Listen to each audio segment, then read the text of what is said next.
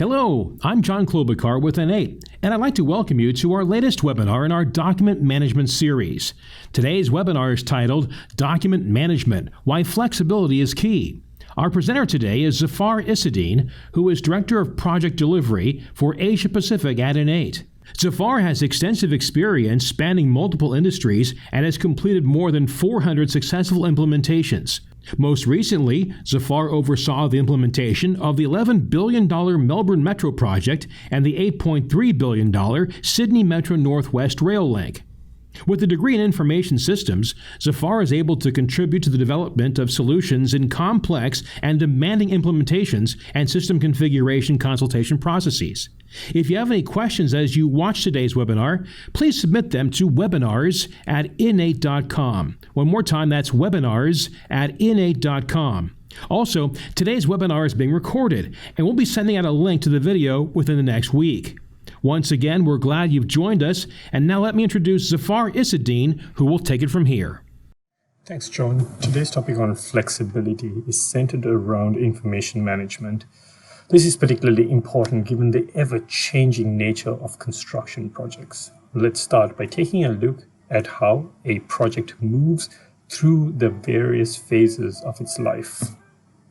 The need for flexibility really stems from how a project metamorphosizes through the life of its job. There are several things that impact this that extend from things like project scope changes, such as regulatory changes, environmental changes, owner-driven changes through a project. Another driver for change is that the construction teams and the design teams from these projects are constantly evolving, coming and being onboarded and being offboarded as the project moves along. A great example is a lot of the people on a project that typically are involved in the design phase really don't think extensively about how construction works and vice versa. Another driver of change is really understanding a lot of the lessons learned along the way and being able to incorporate them back into the original project and to be able to take on those lessons learned, such as non-conformances and corrective actions that they've learned. Now, let's take a closer look at the various phases of a project. A typical project would move from engineering and design through to procurement, construction, commissioning and handover, and operations and maintenance. Needless to say, none of us on the call today own a crystal ball, so it's really hard for us to understand the impacts, say, at this stage on some of the other stages on the project. Which means that any solution that you do decide to look at for projects really needs to be able to support you on that journey. Now, let's take a look at how we would typically adapt our solution to the various phases of the project. Across here, we have the various stages of the project that we just spoke about. I'm just overlaid that with the various modules that are typically used. And you can see here just below the dotted line, each of these modules are typically used across the life cycle of the project.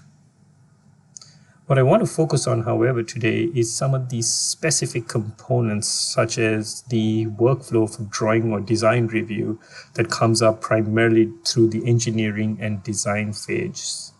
As the project starts ramping into procurement, components such as your tendering or your bid management or your package management starts to become critical.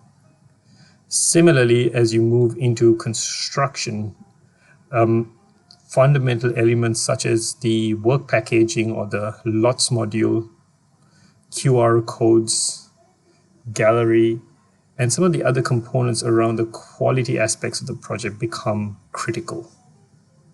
As a project moves into the handover phase, gathering information such as the operations and maintenance manuals, things like your turnover packages, and ensuring that punch list or defect items are being closed out become essential. And finally, as the project becomes set up for the long haul, having an archive through the life of the project that stands through the life of the project is critical as well. Let's take a closer look at a single module, which is the documents module. Now, if you notice, this actually runs through the life of the project. And I want to draw your attention to how even something that just typically lives through the life of the project changes over the course of these various project phases. You may have noticed that the need to use a document register existed across each of the phases. While modules that come into the spotlight during project phases change, even the very nature of how a document is tagged changes through each of the stages. During the design phase, the discipline, engineering work package, and design stages become critical to a document. As a construction team may have not been mobilized, and therefore the processes of breaking down construction work areas and work packages will be premature at this stage to really even be considered. Let's move into the procurement phase. And as projects progress into, say, for example, procurement, you can see how the document register now, in addition to the work that was done during the design phase, is augmented with information around bid packaging and expediting information around the procurement process. What's probably becoming clear to you right now is something that we've seen, which is the pain that a project wears when they've picked an inflexible solution. And it's incredible to see how they then revert back to something like a spreadsheet only because they didn't get everything right on the first day and the solution couldn't change to adapt to those requirements.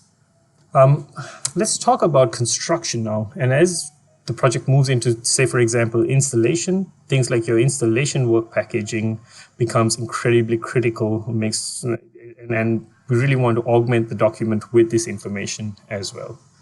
A good example, or well, technically a bad example of a solution is one that failed on a project that we were subsequently brought in to help, and one that only selected software that worked through the numbering of a document in a single format. And the project actually evolved to have 4 different numbering systems because of the way the project wanted to run with the different joint ventures. No one had really thought about this at the beginning. The failure to think about it and the failure of the software to adapt to that scope resulted in people having to now revert back to tracking document numbers on a spreadsheet and generating them via a spreadsheet, which has led to an incredible number of complications on a large distributed project. Okay, so let's keep going.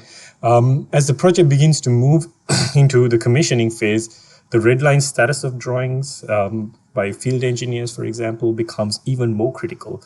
And as you can see here, it would be impossible for a project to really understand what they would need at this level of detail at the beginning of a project. So you can see how we've started bolting that on as this project evolved through to the commissioning stage.